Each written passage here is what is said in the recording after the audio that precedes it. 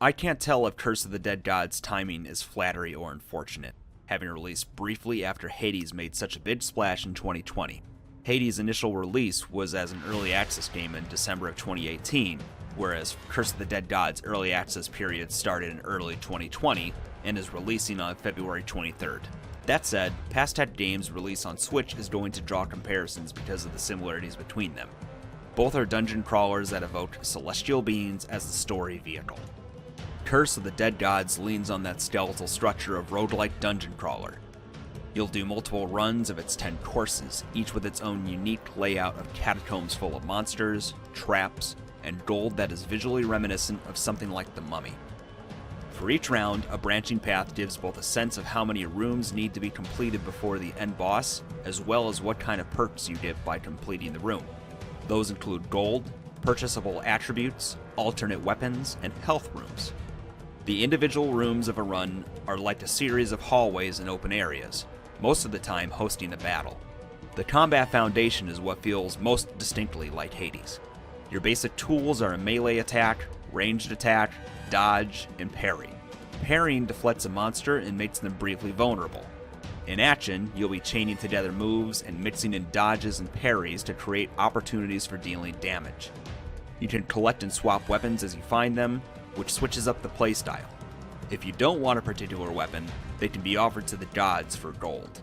Buffs and health can be gained in the corresponding dungeon rooms, payable with either gold or a blood sacrifice that inflicts curse damage on you. That curse meter is one distinction that adds a neat twist to the formula. This meter fills from some enemy attacks, offering a blood sacrifice or simply passing on to the next room. Once the meter goes past 100, a new curse afflicts you. These debuffs stick with you for the run, and can range between gold disappearing quickly off the ground to enemy resurrection and trap power-ups. The feature really helps give the game a nice bit of risk-reward to actions you take. Just be ready to see your character get cursed over, and over, and over again. Additionally, light plays a big part of the gameplay. You carry a torch with you, which both acts as another melee option, but also allows you to light fire pits along the way. Light is your friend. It makes the mostly dark rooms visible. If you let the light extinguish or stay in the dark, monsters get a power advantage over you. A neat idea in theory, but things can quickly become fraught with danger if fire pits get broken by enemy attacks and you're left swinging in the dark. Upon completion of an area, likely after several failed attempts, you'll be taken back to the level selection hub zone. Here you can purchase and assign blessings, a purchasable buff that's permanent for as long as it's equipped, unlock weapons that increase the pool that can drop in levels, and choose between different starting weapons before jumping back into the depths.